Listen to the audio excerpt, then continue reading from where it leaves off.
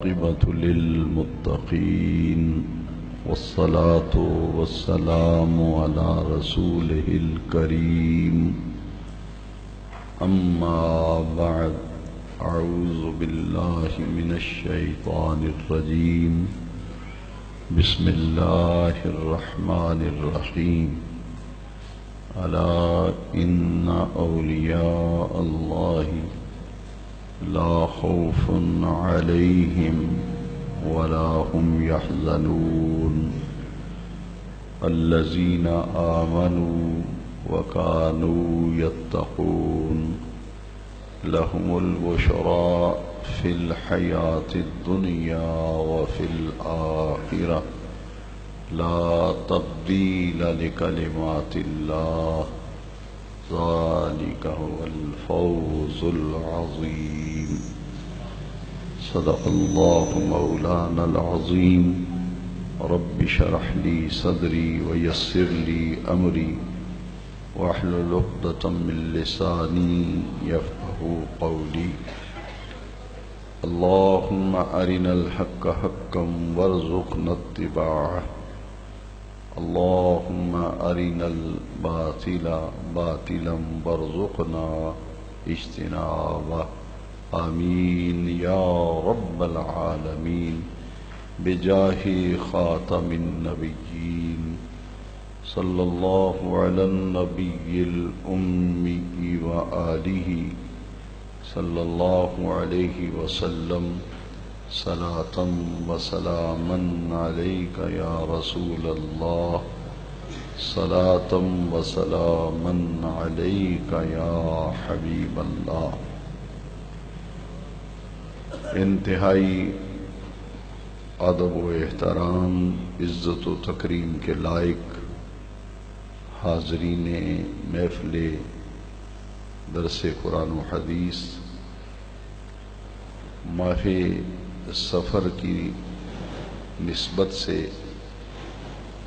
آج کے درس قرآن و حدیث میں اللہ تعالیٰ کی مقبول اور محبوب برگزیدہ بندے جن کو اللہ تعالیٰ نے اپنے مقام قرب سے سرفراز فرمایا اور قرب کا اعلیٰ ترین مقام عطا فرما کر انہیں ولایت کا منصب عطا فرمایا اور ان اللہ کے ولیوں نے اللہ تبارک و تعالیٰ کے فضل و کرم اس کے لطف و احسان اور اس کی عطا کی ہوئی صلاحیتوں سے علمی اور روحانی اعتبار سے اللہ تعالیٰ کی مخلوق کو فائدہ پہنچایا ان کی دینی رہنمائی دینی تعلیم و تربیت بھی فرمائی اور ان کو تزکیہ نفس اور تصفیہ قلب کی عظیم نعمتوں سے بھی وابستہ کیا صفائے قلبی اولیاء کرام کی صحبت میں بیٹھنے سے میسر آتی ہے اسی لیے کہا گیا کہ صحبت صالح ترا صالح کنند صحبت طالح ترا طالح کنند نیک آدمی کی صحبت میں بیٹھنے سے یقیناً انسان کا مزاج اس کی طبیعت نیکی کی طرف مائل ہوتی ہے نیکی کی رغبت ہوتی ہے نیکی کی طرف میلان طبع جو ہے وہ میسر آتا ہے اللہ رب العزت نے قرآن مجید میں خود اولیاء کاملین جن کو قرآن مجید کی اصطلاح میں صدیق کہا گیا یہ صادقین اور صدیقین اولیاء کرام ہیں اللہ رب العزت نے فرمایا اتقوا اللہ وکونوا مع الصادقین اللہ کا تقوی اختیار کرو اور جو صادقین ہیں نیک لوگ ہیں صالحین ہیں اولیاء اللہ ہیں ان کے دامن کے ساتھ وابستہ ہو جاؤ یہ اللہ تعالیٰ کے مقرب بندے ہیں، اور جب وہ دنیا سے پردہ فرماتے ہیں تو ان کے وصال کی تاریخ پر ان کے عرس منائے جاتے ہیں۔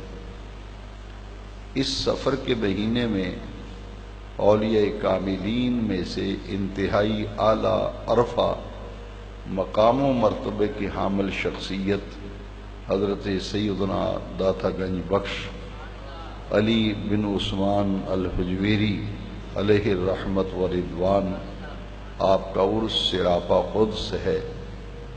اسی طرح اسی ماہ سفر میں دیگر اولیاء کرام کے ساتھ ساتھ نمایاں شخصیات جنہوں نے علمی اعتبار سے بھی اور روحانی اعتبار سے بھی امت محمدیہ علی صاحب الصلاۃ والتسلیم کو فیضیاب کیا، حضرت مجدد الفسانی، سیدی اعلی حضرت امام احمد رضا علیہ الرحمہ، یہ وہ ہستیاں ہیں جنہوں نے علمی اعتبار سے روحانی اعتبار سے دین کی تجدید، دین کے احیاء کا فریضہ سر انجام دیا۔ ان مبارک ہستیوں کے عرس، ان کی تاریخ وصال بھی اسی سفر کے مہینے میں ہے، اور بعض روایات کے مطابق ماہ سفر میں حضرت سیدنا امام حسن مجتبی فرزند سیدنا علی المرتضی حیدر کرار رضی اللہ تعالیٰ عنہ و سلام اللہ علیہ، آپ کی شہادت کا دن بھی ہے۔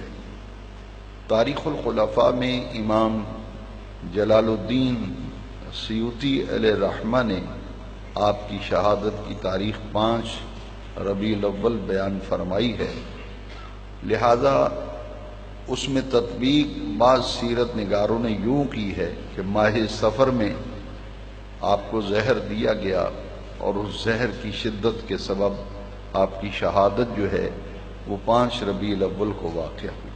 بہرحال اس سفر میں ان مقدس ہستیوں کے ساتھ وہ عظیم ہستی جن کو فرزند رسول ہونے کا شرف حاصل ہے، جن کو نبی کریم علیہ السلام نے خود اپنی زبان اقدس سے ابنی فرمایا، میرا بیٹا، ان کی شہادت کے بھی یہ مہینے میں ایام ہیں۔ اس نسبت سے انشاءاللہ العزیز آج کی گفتگو جو ہے اسی مرکز و محور جو ہے ان شخصیات کو پیش نظر رکھ کر آج گفتگو کی جا رہی ہے۔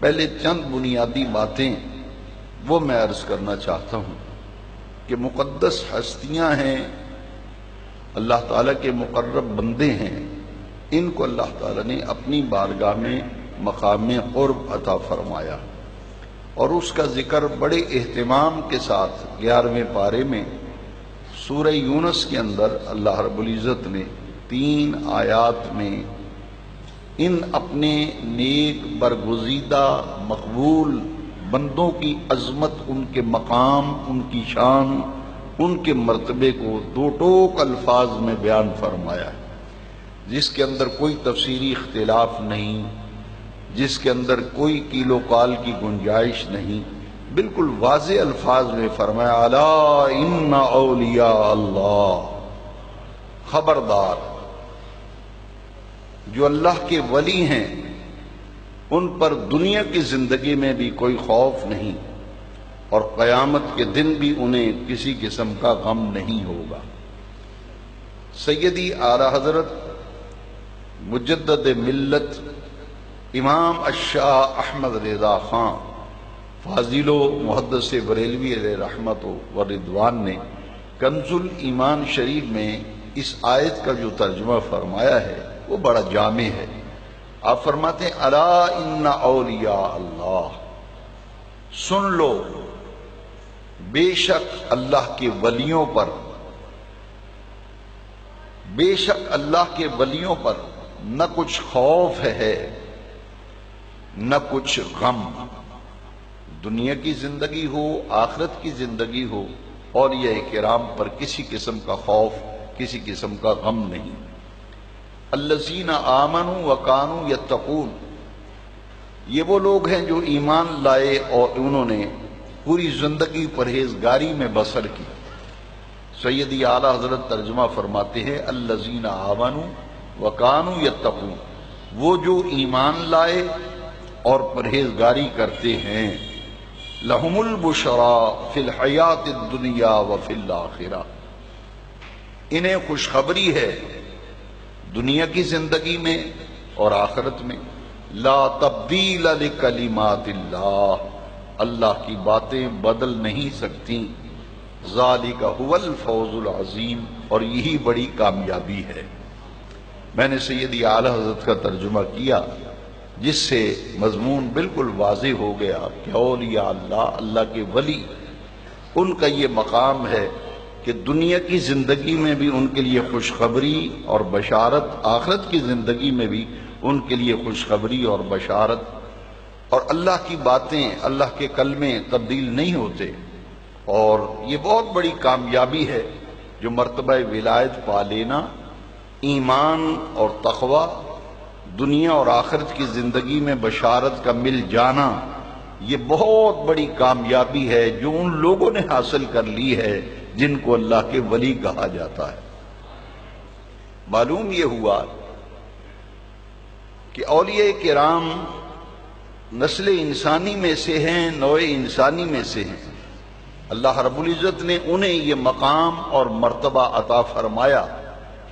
اس مقام و مرتبے کو پانے کے لیے دو صورتیں ہیں۔ ایک تو یہ کہ عطا الہی ہو، اللہ تبارک و تعالی اپنی مشیت اور اپنی قدرت کے مطابق جسے چاہے اپنا قرب عطا فرماتا، اور ایک وہ کوشش ہے، محنت ہے، جسے والذین جاہدوا فینا لنہدینہم سبلنا، وہ لوگ جو اللہ کا قرب پانے کے لیے، جو لوگ اللہ کا قرب پانے کے لیے کوشش کرتے ہیں، محنت کرتے ہیں، مشقت اٹھاتے ہیں، عبادت گزار ہیں، تو اللہ رب العزت نے فرمایا والذین جاہدوا فینا، جو ہمارے راستوں میں مجاہدہ کرتا ہے، لنہدینہم سبلنا، جب وہ میری طرف بڑھتا ہے میرا قرب پانے کے لیے، اللہ رب العزت ارشاد فرماتا ہے میں اسے خود ہدایت دیتا ہوں،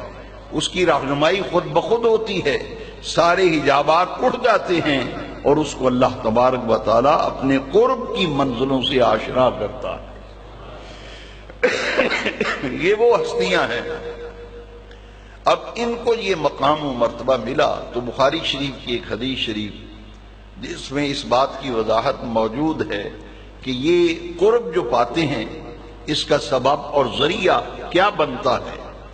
جو مجاہدے کرنے والے ہیں اللہ تک پہنچنے کے لیے، اس کی معرفت کو حاصل کرنے کے لیے، اس کی قرب کی منزلوں کو طے کرنے کے لیے وہ کیا عمل کرتے ہیں؟ صحیح بخاری شریف کے اندر ہے لا یزال عبدی یتقرب الی بالنوافل، یہاں قرب کا لفظ آیا کہ یہ وہ لوگ ہیں جو اللہ کا قرب پانے کے لیے کیا کرتے ہیں؟ فرائض کی پابندی کے بعد، فرضوں کی پابندی کے بعد نفلوں کی رغبت، نفلوں کی کثرت اور نفلوں کی نفلی عبادات کی طرف میلان طبع ان کا زیادہ ہو جاتا ہے، لہذا فرائض کی پابندی کے بعد نوافل کی دنیا میں اپنے آپ کو اس قدر آگے لے جاتے ہیں کہ اللہ رب العزت ارشاد فرماتا ہے کنت سمعہ الذی یسمع بہ، اس کو جب میں اپنا مقام قرب عطا کرتا ہوں میں اس کے کان بن جاتا ہوں جن سے وہ سنتا ہے، میں اس کی آنکھیں بن جاتا ہوں جن سے وہ دیکھتا ہے، میں اس کے ہاتھ بن جاتا ہوں جن سے وہ پکڑتا ہے، میں اس کے پاؤں بن جاتا ہوں جن سے وہ چلتا ہے۔ یہ اولیاء کاملین۔ فیوز الباری شرح بخاری کے اندر آپ دیکھیں، تفہیم البخاری دیکھ لیں، شارح حدیث فرماتے ہیں کہ عبادت کی دو قسمیں ہیں، ایک فرض عبادت ہے، ایک نفلی عبادت ہے۔ فرماتے ہیں کہ فرض عبادت جو ہے اس سے انسان کی ذات میں نورانیت پیدا ہوتی ہے، انسان کی ذات میں فرض عبادت کی پابندی سے نور پیدا ہوتا ہے، نورانیت آتی ہے، اور جب وہ فرائض کی پابندی کے بعد نفلوں کی رغبت رکھتا ہے، نفلوں کی کثرت کرتا ہے تو اس کی صفات کے اندر نورانیت پیدا ہوتی ہے۔ بندے ہم بھی ہیں وہ بھی اللہ کے بندے، ہم بھی اللہ کے بندے وہ بھی اللہ کے بندے۔ ہم نے اللہ تعالیٰ سے اپنے آپ کو دور کیا غفلتوں کے سبب، ہماری نمازوں پہ نمازیں ضائع ہو رہی ہیں، ہمیں اس کی پرواہ نہیں، ہمیں حلال اور حرام کی تمیز نہیں، جائز اور ناجائز کا فرق نہیں۔ یہ وہ منتخب یعنی چنے ہوئے بندے ہیں اللہ تعالیٰ کے، جن کو ایمان کی نعمت و دولت سے نوازا گیا، اور ایمان و دولت کے بعد کانو یتقون، انہوں نے وہ زندگی اختیار کی جو زندگی اللہ تعالیٰ کو پسند ہے، اس کے پیارے محبوب کو پسند ہے۔ یہ فرق ہے، ہم بھی بندے وہ بھی بندے، اور بندوں میں یہ فرق ہے۔ آئیے 9ویں پارے میں سورہ الانفال کے اندر دیکھیں، وہاں بھی اللہ رب العزت نے اپنے ان بندوں کی، ہم بھی بندے مگر وہ بندے جن کو فرمایا الا ان اولیاء اللہ، سن لو اللہ کے ولیوں پر کوئی خوف نہیں نہ کچھ غم، ان میں اور عام بندے میں فرق یہ ہے، قرآن یہ کہتا ہے ان اولیاءہ الا المتقون، میرے بندوں میں سے وہ بندے جنہوں نے تقوی کا راستہ اپنایا، ان کو میں ولایت کا مرتبہ اور مقام عطا کرتا ہوں۔ اس کے ولی تو وہی ہیں جو متقی ہیں۔ تو معلوم یہ ہوا کہ ایمان اور تقوی یہ وہ نعمت ہے جنہوں نے، اور فرائض کی پابندی، نفلوں کی کثرت انہیں مقام قرب الہی پہ لے آئی، مقام قرب الہی میں لے آئی، اور جب مقام قرب الہی میں آئے تو پھر اللہ رب العزت نے کتنے انعام عطا فرمائے، آئیے ذرا سنیے۔ ایک تو یہ کہ میں ان کے کان بن جاتا ہوں جن سے وہ سنتا ہے، میں آنکھیں بن جاتا ہوں جن سے وہ دیکھتا ہے، جی پاؤں بن جاتا ہوں جن سے چلتا ہے، میں ہاتھ بن جاتا ہوں جن سے پکڑتا ہے۔ اور دوسرا کیا ہے، یہ بخاری شریف کے اندر ہے، فرمایا جب کوئی بندہ میرا قرب پانے کے لیے شب بیداری کرتا ہے، جب سارے بندے سوئے ہوتے ہیں، یہ وہ بندہ ہے جو بستر سے جدا ہو کر طہارت حاصل کر کے مصلی بچھاتا ہے، میری بارگاہ میں سجدہ ریز ہوتا ہے، عبادت گزاری میں رات بسر کرتا ہے۔ الذین یبیتون لربہم سجدا وقیاما، قرآن یہ کہتا ہے کہ ان کی راتیں کیسے بسر ہوتی ہیں۔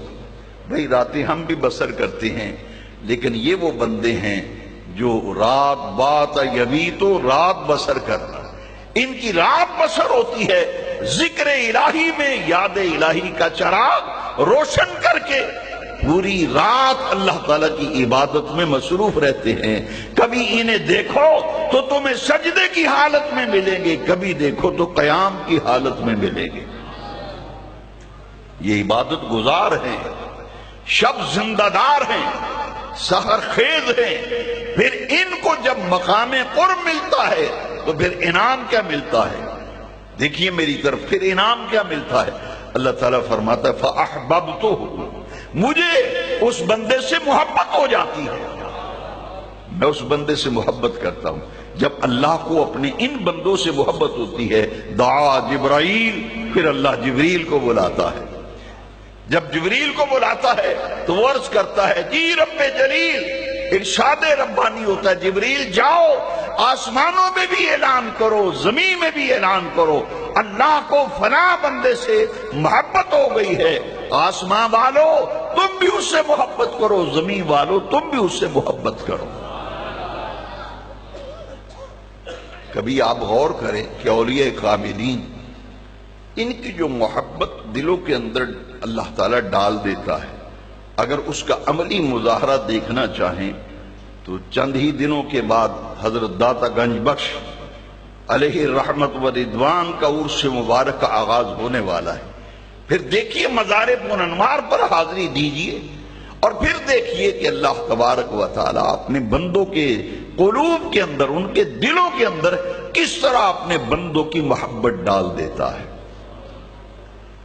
ان کی مقبولیت عامہ ہوتی ہے۔ حضرت غوث اعظم غوث الثقلین رضی اللہ تعالیٰ عنہ، آپ کے دور میں کچھ لوگوں نے کہا کہ عبد القادر کا شہرہ جو ہے بہت زیادہ ہو رہا ہے، ہم دیکھ رہے ہیں شرق غرب میں اطراف و اکناف عالم میں عبد القادر جیلانی کے علم و فضل، زہد و تقوی، ان کی کرامات، ان کے تصرفات کے چرچے ہی چرچے دکھائی دے رہے ہیں۔ ایک صاحب حال بزرگ بیٹھے تھے، انہوں نے فرمایا کہ تم زمین کے چرچوں سے پریشان ہو، میں تو آسمانوں پر بھی عبد القادر جیلانی کے چرچے دیکھ رہا ہوں۔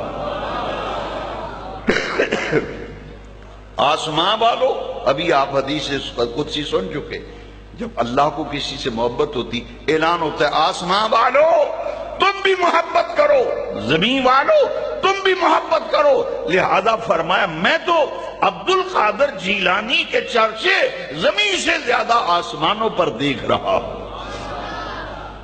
لوگوں کی محبت ان کے دلوں میں ڈال دی جاتی ہے، اور یہ اللہ کا وعدہ بھی ہے فَاذْكُرُونِي أَذْكُرْكُمْ۔ عرش والے رب نے قرآن میں وعدہ کیا ہے تم میرا ذکر کرو میں تمہارا ذکر کروں گا، تم مجھے یاد کرو میں تمہیں یاد کروں گا۔ آئیے ذرا کنز الایمان فی ترجمۃ القرآن، اس آیت میں سیدی اعلیٰ حضرت امام محمد رضا مجدد ملت آپ کیا فرماتے ہیں؟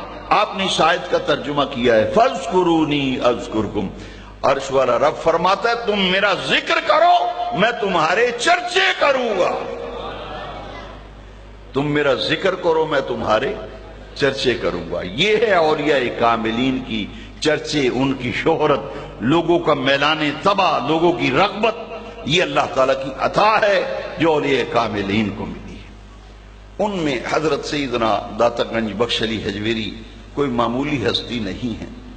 آپ دیکھیے حضرت غوث اعظم کے بارے میں آپ نے سنا کہ یہ حسنی حسینی سید ہیں، والد ماجد کی طرف سے امام حسن مجتبیٰ کی اولاد، والدہ ماجدہ کی طرف سے سید الشہداء کربلا سیدنا امام علی وقار فخر کونین سیدنا امام حسین کی اولاد میں سے ہیں۔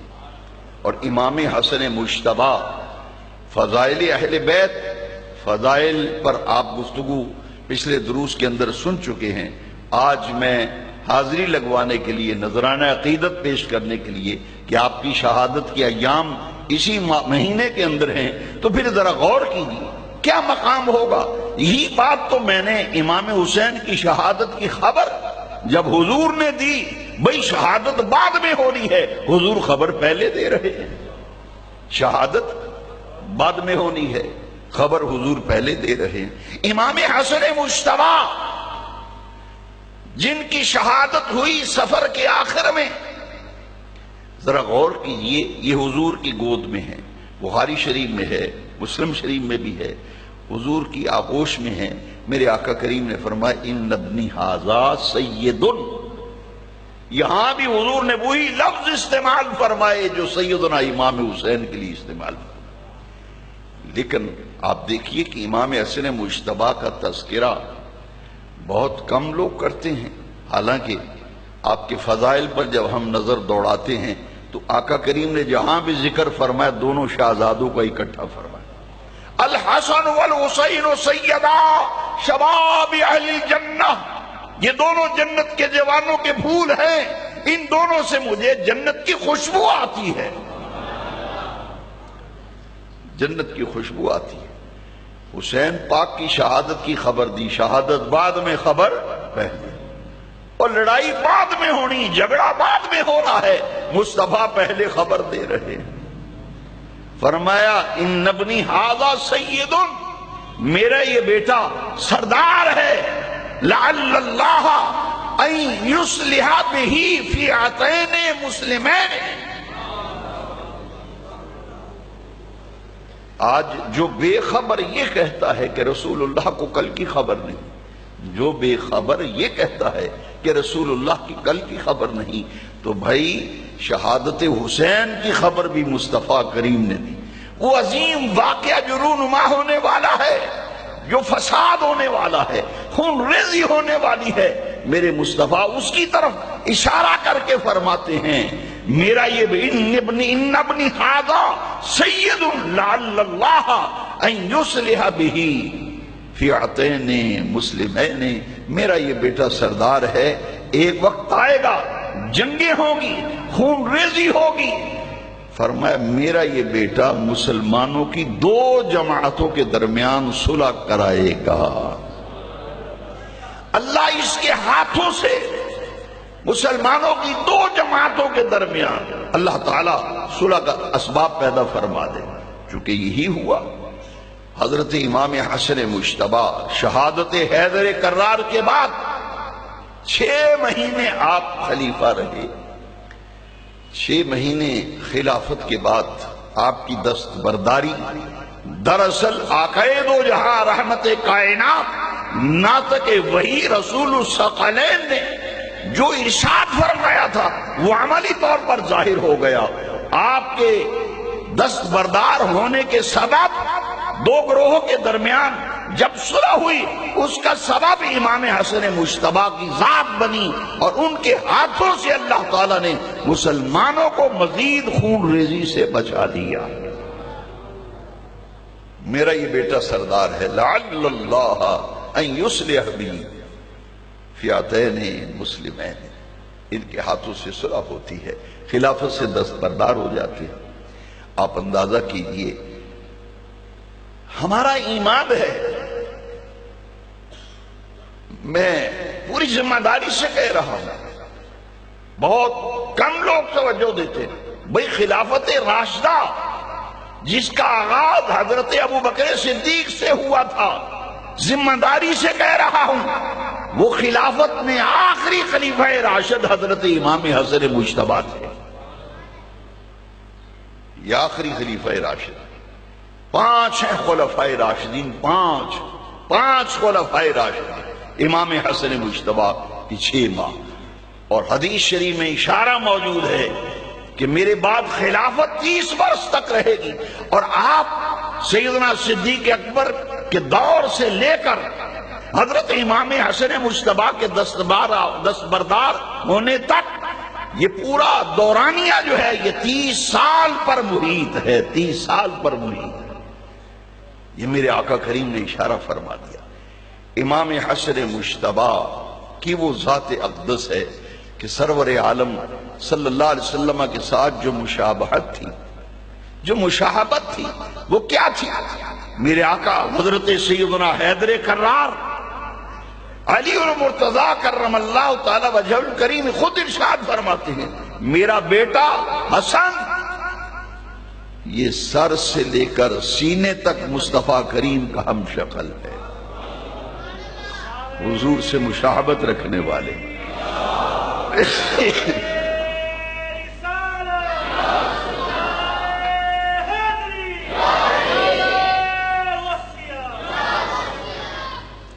تاریخ اسلام میں سازشوں کا جال بنا جاتا رہا۔ حضرت عمر فاروق کو شہید کیا گیا مسجد نبی میں، حضور کے مصلی پہ محراب میں شہید کیا گیا۔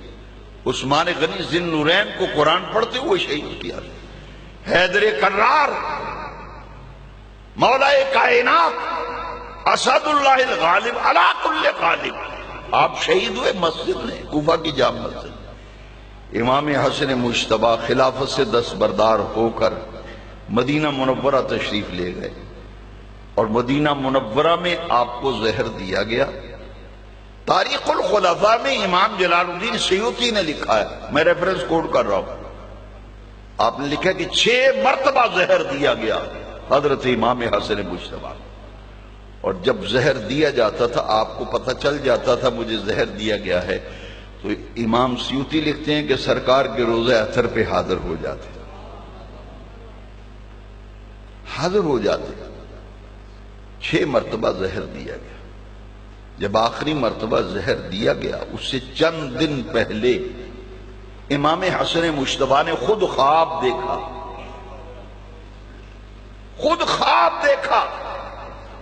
کہ آپ کی دونوں چشمان مبارک کے درمیان لکھا ہوا ہے قل هو اللہ احد۔ آپ نے جب یہ خواب بیان فرمایا تو سامعین بڑے خوش ہوئے کہ بڑا مبارک خواب ہے، آپ کے چشمان مبارک کے درمیان لکھا ہوا ہے قل هو اللہ احد۔ مشہور تابعی حضرت سعید ابن مسیب رضی اللہ تعالی عنہ پاس بیٹھے ہوئے تھے، وہ آپ دیدہ ہو گئے۔ امام حسن مجتبیٰ سے عرض کرتے ہیں کہ یہ سب لوگ خوش ہو رہے ہیں کہ آپ کی چشمان مبارک کے درمیان قل هو اللہ احد لکھا ہوا ہے۔ اس کی تعبیر یہ ہے کہ آپ کی حیات مستعار، یہ دنیاوی زندگی میں چند دن باقی ہیں، آپ کی زندگی مبارکہ کا وقت کم باقی ہے۔ یہ اس خواب کی تعبیر بیان فرمائی۔ اس کے بعد پھر جو زہر دیا گیا، اللہ اکبر، وہ اتنا خطرناک زہر تھا کہ پانی کی سرہی کے اندر ڈال دیا گیا۔ آپ نے پانی کا ایک گھونٹ ہی بھرا تھا تو زہر نے حلق مبارک سے لے کر ناف تک اپنا اثر دکھا دیا۔ اس میں آپ کی شہادت ہوئی۔ جب آپ کے آخری لمحات تھے، سیدنا امام حسین رضی اللہ تعالیٰ عنہ سید الشہداء تشریف لائے، نواسہ رسول، فخر کونین۔ آپ نے آ کے حضرت امام حسن مجتبیٰ سے عرض کیا کہ آپ مجھے بتائیں آپ کو زہر کس نے دیا ہے۔ دیکھیے یہ کیسی نفوس قدسیہ ہے، ان کا طرز عمل، ان کی زندگیاں، ان کی پاکیزہ سیرت کتنی عرفہ اعلیٰ بلند و بالا ہے۔ بہت اصرار کیا حضرت امام حسین نے کہ آپ مجھے بتائیں کس نے آپ کو زہر دیا ہے، آپ کا گمان کیا ہے؟ آپ نے فرمایا کیا میں تجھے بتاؤں کہ مجھے فلاں شخص نے زہر دیا ہے تو اسے قتل کر دے گا؟ امام حسین نے فرمایا ہاں، اللہ کی عزت کی قسم میں اس کو نہیں چھوڑوں گا، اس کو قتل کروں گا۔ امام حسین نے بہت اصرار کیا مگر آپ نے بتایا نہیں کہ مجھے کس نے زہر دیا ہے۔ فرمایا تو کیا فرمایا، سنیے ذرا، یہ ہے ان کی سیرت کا اعلیٰ ترین پہلو۔ آپ نے فرمایا کہ اگر اسی نے مجھے زہر دیا ہے جس کے متعلق میرا گمان ہے کہ اس نے مجھے زہر دیا ہے، تو اسے کر دے گا قتل، لیکن سنو بھائی حسین، حقیقی انتقام لینے والی ذات اللہ تعالیٰ کی ہے،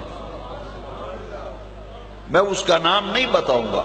اگر واقعی اسی نے زہر دیا ہے جس کے متعلق میرا گمان ہے تو پھر اس سے انتقام اللہ تعالیٰ لے گا، وہ بہتر انتقام لینے والا ہے۔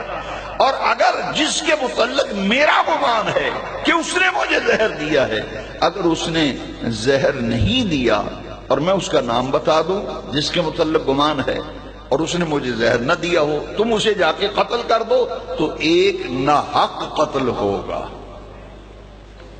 بتائیے، امام سیوطی نے بڑا پیارا نوٹ لکھا کہ جس نے آغوش نبوت میں پرورش پائی ہو ان کی احتیاط کا عالم دیکھیے، نام نہیں بتایا تاکہ دنگا و فساد نہ ہو، اور اگر جس کے متعلق گمان ہے اس نے زہر نہ دیا ہو تو اس کا ناحق قتل ہو جائے۔ فرماتے ایسی احتیاط کہیں میسر نہیں آتی جو خانوادہ اہل بیت اطہار اور ان نفوس قدسیہ کے ہاں نظر آتی ہے جن میں نمایاں نام حضرت امام حسن مجتبیٰ کا ہے۔ آپ کی شہادت، حاضرین محترم، یہ اللہ تعالی جل مجدہ الکریم نے ہر دور میں اپنے دین کی حفاظت کے لیے مختلف محاذوں پر مختلف شخصیات ان سے اللہ تعالیٰ نے کام لیا۔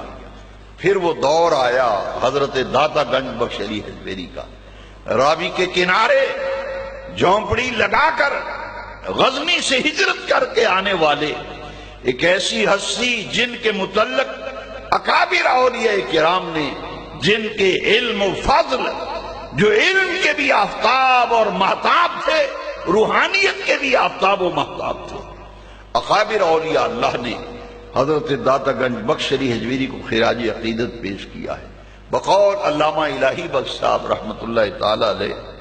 چونکہ میں نے انہی سے سنا ہے، انہی کے ریفرنس سے کوٹ کر رہا ہوں، میں نے کئی مرتبہ آپ سے سنا آپ فرمایا کرتے تھے کہ صدری روایات کے مطابق سرکار غوث اعظم رضی اللہ تعالیٰ نے فرمایا اگر میں علی بن عثمان اجویری کے زمانے میں ہوتا یہ اتنے بلند مرتبہ ہیں کہ میں ان کے ہاتھ پر بیعت کر لیتا۔ اور بھی اکابر علماء سے یہ بات سنی میں نے، اندازہ لگائیے کس پائے کی شخصیت۔ داتا صاحب رحمت اللہ علیہ کے احوال جو کتابوں سے رغبت رکھتے ہیں، محققانہ طبیعت رکھتے ہیں، سب جانتے ہیں کہ داتا صاحب کی شخصیت کے تفصیلی حالات دستیاب نہیں ہیں، اور جو اولیاء کاملین نے داتا صاحب کے بارے میں لکھا ہے تو الحمدللہ اگرچہ وہ مواد کم ہے مگر بڑا زوردار اور بڑا ٹھوس مواد ہے۔ کشف المحجوب شریف پڑھیے تو آپ کے احوال خود بخود کشف المحجوب شریف سے مل جاتے ہیں۔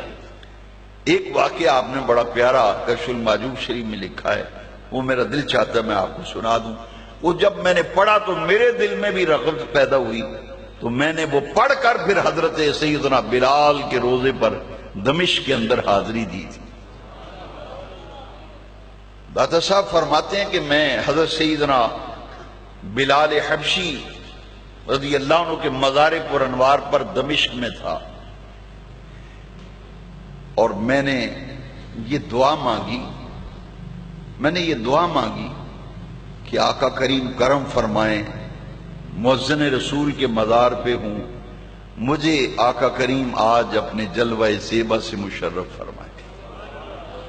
فرماتے ہیں یہ تمنا آرزو مچل رہی تھی، مؤذن رسول ہیں، دن میں 5 وقت رسول اللہ صلی اللہ علیہ وسلم کے چہرہ انور کی زیارت کر کے اذان کہتے تھے۔ اتنی عظیم شخصیت کا میں ان کے مزار پہ آقا کریم کی زیارت کے جلوے مجھے ہوں۔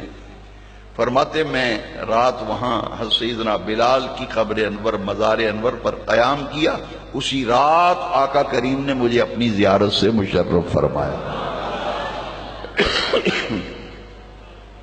مشرف فرمایا۔ حضرت سیدنا بلال رضی اللہ تعالیٰ عنہ آپ کا جو مقام اور مرتبہ ہے، یہ جب دمشق میں تھے تو آقا کریم کی زیارت ہوئی۔ فرمایا بلال تمہارا دل نہیں کرتا مجھ سے ملنے کو، بہت دور ڈیرا لگایا ہے۔ حضرت بلال آئے مدینہ منورہ میں تو لوگوں نے اصرار کیا کہ آپ اذان پڑھ دیجیے، لیکن آپ نے فرمایا کہ میں تاب نہیں لا سکوں گا، میں ظاہراً جلوہ زیبا دیکھا کرتا تھا، مجھ سے اذان نہیں پڑھی جائے گی۔ لوگوں نے کہا کہ امام حسن مجتبیٰ کو لاؤ، امام حسین کو لاؤ، وہ آ کر جب آپ حکمن فرمائیں گے تو یہ اذان پڑھیں گے۔ جب امام حسن مجتبیٰ آئے، حضرت امام حسین پاک آئے اور آ کر اذان کا کہا، پھر انہیں انکار کی ہمت نہ ہوئی، پھر حضرت بلال نے اذان پڑھی، اور جب اذان پڑھی تو کتابوں کے اندر یہ موجود ہے، مدینہ منورہ کے تمام بچے، جوان، بوڑھے، عورتیں نکل آئے، اور چھوٹے چھوٹے بچے اپنی ماؤں سے پوچھتے تھے اماں جان بلال آ گئے ہیں، آقا کب تشریف لائیں گے؟ حضور کب ظاہراً جلوہ زیبا سے مشرف فرمائے۔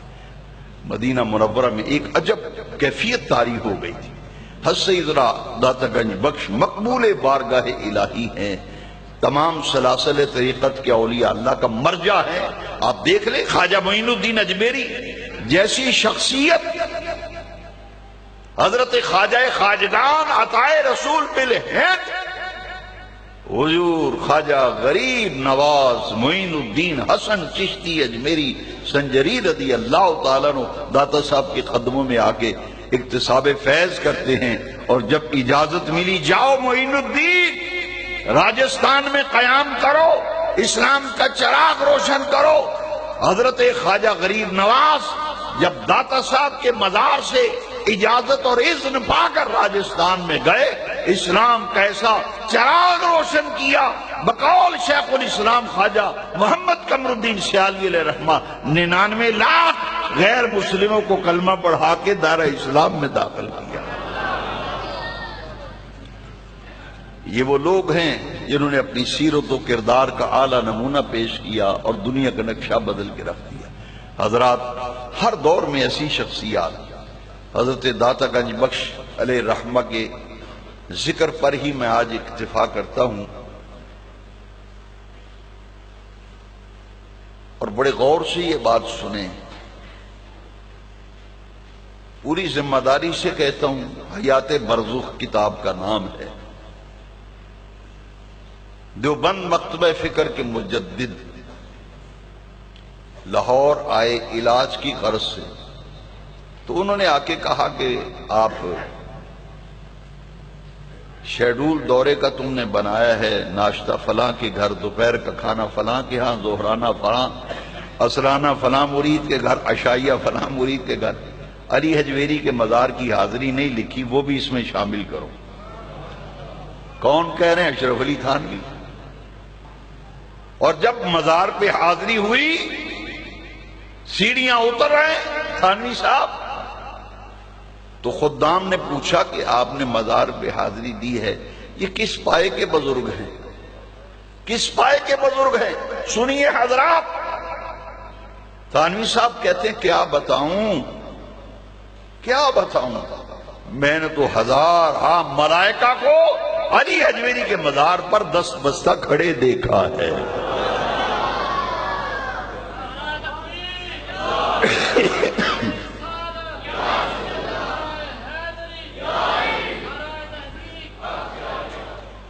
کسی نے پوچھا مزارات پہ حاضری کیسی ہے؟ میں نے کہا اپنے مجدد صاحب سے پوچھ لیجیے۔ آپ کے مجدد صاحب کہتے ہیں میں حاضری دوں گا، بڑا اشتیاق ہے۔ جب حاضری دی تو کہا ہزاروں فرشتے کھڑے دیکھے۔ اور یہ ماضی قریب کی بات ہے، چند سال ہوئے وصال کو۔ مفتی عبد الرحمن فیروز پور روڈ پہ ایک بلند و بالا مینار نظر آتا ہے، یہ جامعہ اشرفیہ ہے، یہاں کے محتمم مفتی عبد الرحمن۔ بات بڑی پیاری ہے اس لیے سنا رہا ہوں، دروغ بھر گردن راوی۔ کسی نے پوچھا کہ مزارات پہ حاضری دینا کیسے ہے؟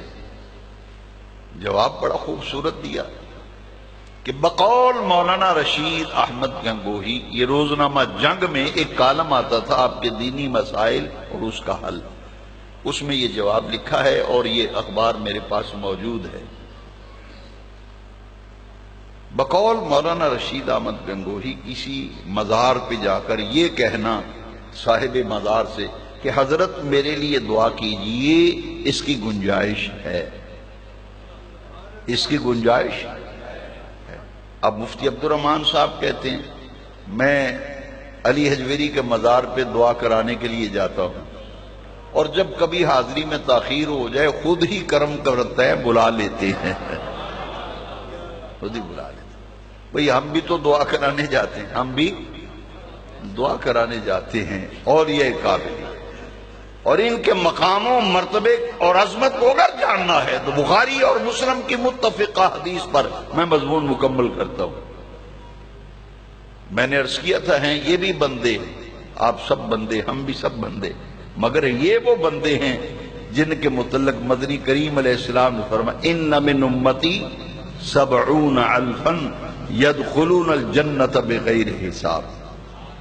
یہ وہ بندے ہیں جن کے متعلق میرے تیرے آقا نے فرمایا علیہ الصلوۃ، میری امت میں 70,000 افراد ایسے ہیں جو بغیر حساب و کتاب کے جنت میں جائیں گے۔ 70,000 افراد ایسے ہیں بغیر حساب و کتاب کے جنت میں۔ اور مسلم شریف اٹھاؤ، اسی حدیث باب ہے یدخلون الجنت بغیر حساب، اسی حدیث کے حاشیے میں لکھا ہے کہ جو 70,000 جنت میں جائیں گے ان سے کہا جائے گا اکیلے نہ جاؤ، اے میرے ولیوں جانے والوں، ہر ایک اپنے ساتھ 70,000 چاہنے والوں کو بھی لے جائے۔